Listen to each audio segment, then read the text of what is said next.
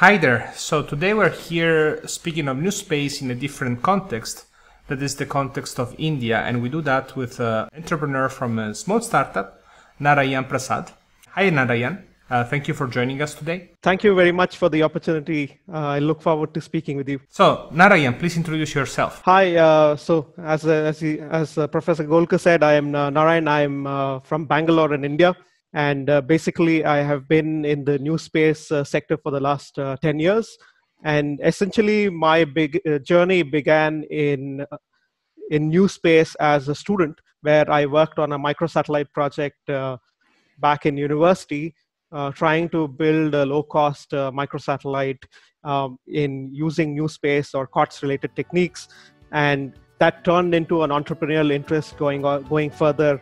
And for the last 8 years, I've been trying to do entrepreneurial activities in the sector.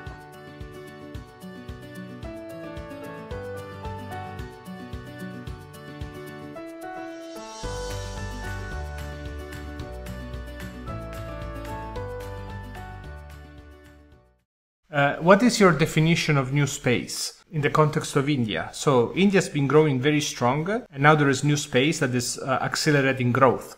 So how has it been for the new space sector in India? Right. This is quite an interesting question, because I think fundamentally people in India still don't understand new space very well. That is because traditionally the supply chain for new space has been very different from the legacy space. So traditionally there are about 200 suppliers in the entire supply chain which serves the space program in India. And in that context, they have the government as the customer alone. But essentially, what new space is trying to do is, one, try to create independently products by themselves, where government is just one customer, as in the local space agency, maybe one customer, but then they are going to try and sell all over the world, and not just create just components, but also create services that can serve the economy locally as well as the other markets. So these are, I think, two phenomenally different changes to the perspective, and the main differences between the legacy suppliers and the new space companies that are coming up. So some of the key decisions that one needs to make when creating a new mission, developing a spacecraft, is those make versus buy questions. And in fact, when you choose buy, then the next question is from whom? Now, how do you see this? And in particular, how is India's supply chain ready to supply new space missions, given that in new space we want to make, let's say, significant use of commercial off-the-shelf components? Goes back to a little bit of a historical perspective.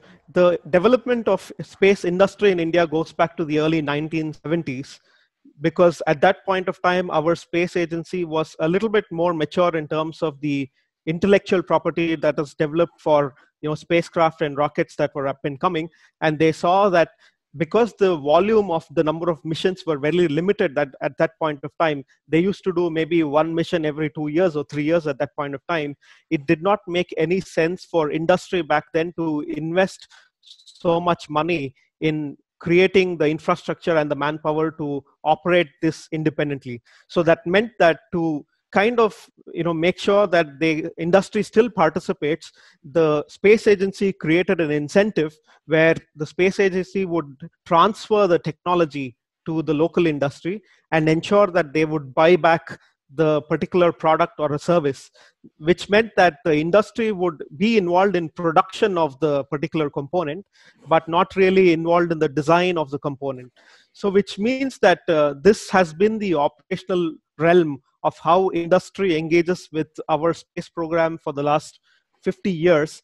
So in the last 50 years, this has become more aggressive in the sense that there's more manpower being provided by the industry, but only to produce mostly and to meet the quality standards. And so therefore the knowledge is very concrete, and the understanding is very concrete in terms of producing a particular space system to match the space quality requirements, but the techniques and the design behind it is quite limited and still with the space agency at large. And fundamentally, this is where I think new space faces a challenge in India, because new space involves a lot of commercial off-the-shelf designs, and many of these design principles may not exist with legacy small and medium scale enterprises that work with the traditional space agency network, because they have just not been used to working with it. So therefore, one of the challenges that new space companies in India that face, that want to create their own satellites and their own products, is they have to go through the entire learning process of how do you adopt COTS components, and go through with the whole testing and the design and do multiple iterations before they can freeze on this kind of product. So this has happened in many other parts of the world. For example, in the US, this has been the case for the last 20 or 25 years. In the UK, it's been the case since the first SSTL or the UOSAT satellites from the days of Surrey University, but only now it is taking place in India in the new generation with the last 2 or 3 years. Can you share your insights on the strategy of India for new space? How many startup companies are working there? What are they doing? What is the government doing? What is the strategy there? The phenomena of new space, I think, only began in India about 10 years ago. And it largely started with a company called Team Indus participating in the Google Lunar X Prize Challenge. It was India's only entry into the competition. But today, I don't think they are very active anymore, because they did not get further funding requirements that they needed to realize the entire mission. But then that inspired a lot of companies. And essentially, since back in 2009 or 10 to now in 2020, we have about 35 or 40 companies that operate in the new space segment. And these are very spread out. So you have companies that are trying to do full satellites and produce satellites and use the low cost base of India to offer cheap satellites in the market. There is companies that want to combine the upstream capability of having satellites and to provide a service to the downstream segment. It could be in agriculture, it could be in energy, it could be in infrastructure and others, because those are very less explored in the market. And traditionally, our space program has been a very government to government driven services program. So which means that there is still a large part of the economy that can benefit from integration of space to them. And it could be something like remote sensing based applications, or any other applications, like even satellite internet for that matter is very limited in India. And new space companies are trying some of this. It could be also purely downstream companies that are using Copernicus data or Landsat data or even Indian data for that matter, and are trying to create new services that are out there. It could be services that, for example, the fishing community can use. It could be a service that banks can use. It could be a service to improve the air quality in the country. So there are many of them. So it is a very nice spread that people are trying to solve different challenges, and not just people trying to do the same thing and trying to compete in the same space. Can you share a success story of new space made in India?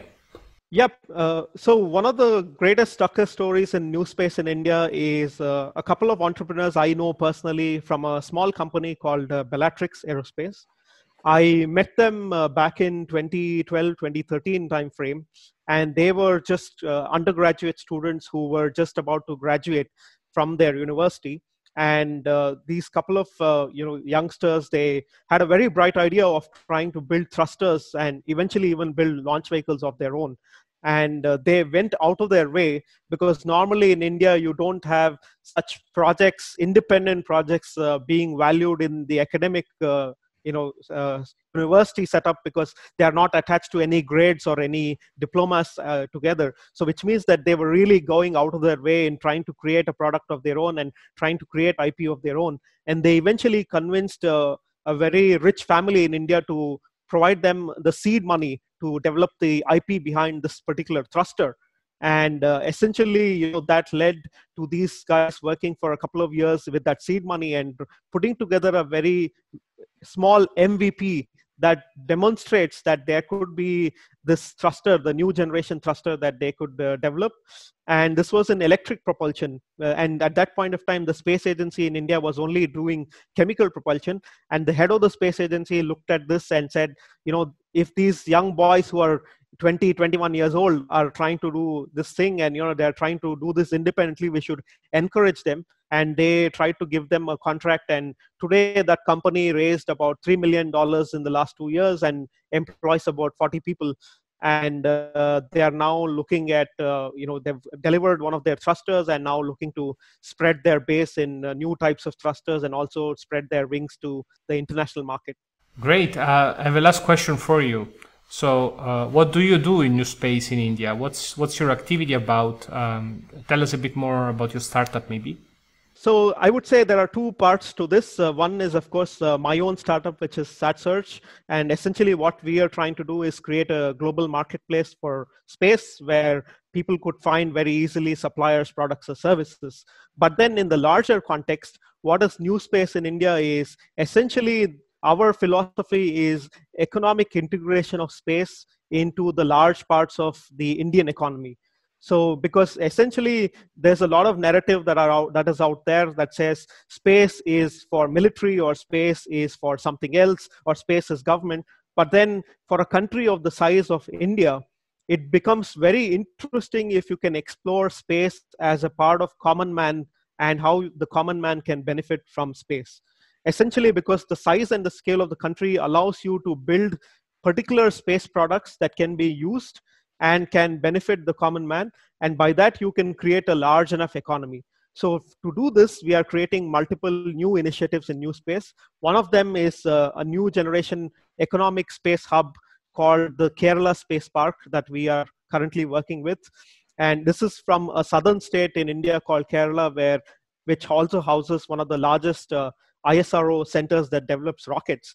And essentially now we are looking at a new economic zone where some of these companies can come and the government can locally support them to essentially create all of these new products and new generation services to then take it off.